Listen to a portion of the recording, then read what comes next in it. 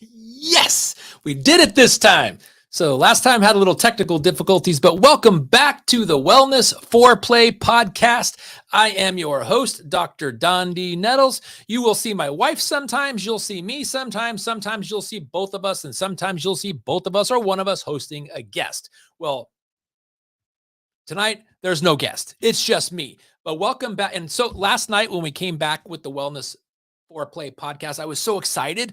I forgot to tell everybody it was episode 38, which means tonight is episode 39, which means for those of you who can count, tomorrow's episode is going to be episode what?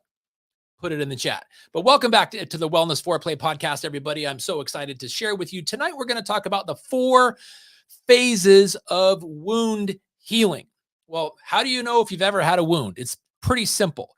If you saw blood, you had a wound. If it's bleeding, doesn't matter where it's coming from, it is a wound. So by definition, we're going to talk about that. So remember back to one of your situations where you either had a knee or an elbow or an eyebrow or something that was bleeding. Maybe you cut yourself shaving. That's it. So we're going to talk about the 4 phases of wound healing. And the first phase is called hemostasis. Hemo meaning blood, stasis meaning stop the bleeding. That's the whole objective of phase 1 is to stop the bleeding. How does that happen? Pretty simple. You've got some blood coming out and you now have some platelets that show up. You've got some collagen that show up. The collagen and the platelets start to interlock and shake hands and hug each other, and it forms kind of a gelatinous mass. And then you have something called thrombin. A protein called thrombin shows up and starts secreting this stuff called fibrin, which makes a fibrin mesh, which we know as a scab. Scabs cover up the wound, stop the bleeding, and allow the stuff to happen as it goes into phase 2, which is inflammation.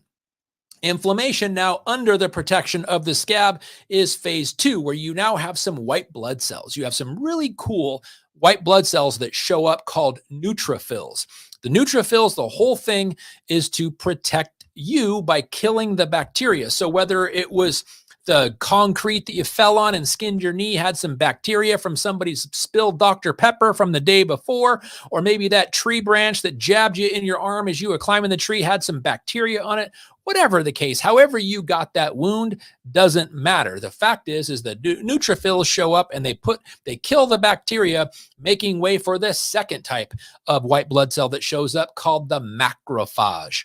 The macrophage is, you remember the video game called Pac-Man? It's like these little Pac-Man that show up and they gobble up all the bacteria and the debris from the neutrophils killing the bacteria, because it kind of goes like this. You got some neutrophils that are giving their jabs and their left hooks on those bacteria. The bacteria are trying to fight back, but they die. And you've got bacteria bodies and you've got white blood cell bodies, because occasionally some of the white blood cells get taken out. Basically, you've got carnage, and macrophages show up to get rid of the carnage that the neutrophils left behind by killing all that bacteria. So now you have a clean wound. There's no debris. This is all happening under the scab. That's phase 2, which is called, did I even mention what it was called?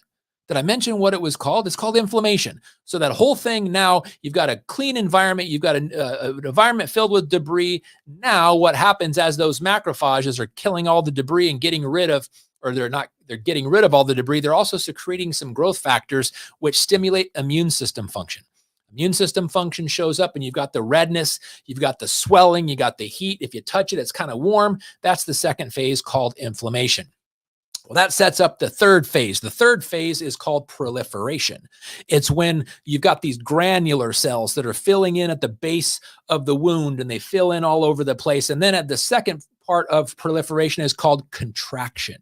It's when the areas of the wound, the margins, if you will, start to contract and move in, closing off the wound, making the wound smaller under the scab. And then the last part of that, called epitheliation, is when epithelial cells fill in all the gaps of all the departed cells that are now reformulated in there. You've got new granular tissue in there. You've got epithelial cells in there. And now the scab probably falls off and it's that pink kind of tender looking skin that you've got, which goes into phase 4, called maturation. Maturation is something wounds do, but people don't do all that well. I'm 57 and I haven't fully matured yet, though I'm working on it every single day. But in phase 4 of wound healing, it's called maturation. So remember I said collagen and platelets got together in phase 1 to get with the fibrin and the mesh to create a scab. Well, guess who shows up again in phase 4? You got it, collagen. Collagen shows up. And why is collagen important?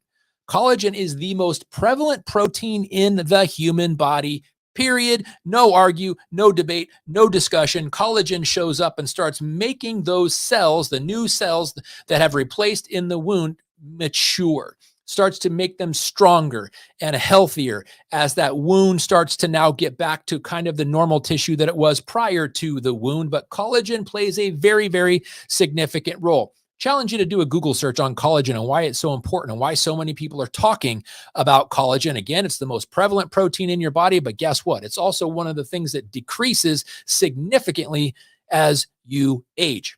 How do you know if you're low on collagen? Look in the mirror, my friends. If you've got crow's feet, if you've got lines, if you've got wrinkles, if you've got saggy, thin skin, you have a collagen deficiency and you need to start getting on some great collagen. And I have one for you if you're interested. So phase 4 now, and in summary, phase 4 is maturation. So in summary, the phases are hemostasis, stop the bleeding; inflammation, to get rid of the bacteria, clean up the wound. Phase 3 is proliferation, get that wound healing, get it all filled in. And then phase 4 is maturation, to get the cells healthy, get the wound healing back to the way it was before. So there you go, my friends. Phase 4, or the 4 phases of wound healing. Tomorrow on episode 40, we're going to call it the Gale Sayers episode. If you know who he is, a famous football player from the past, number 40. Tomorrow is episode 40. Please show up. And if you got any value out of this, if you wondered, if you have any friends that have injuries right now and they've got wounds and they wonder how it's healing, send them this episode. If you were bleeding recently, or you bled in the past, or you're bleeding right now and you want to know how it's healing, there you go. Watch this replay. Send it to people. Thank you so much. If you like what you see, please share it forward. Thank you for tuning in. Have a wonderful night. We'll see you tomorrow on episode 40 of the Wellness FOURplay podcast. Dr. Dondee Nettles signing out. Take care, everybody.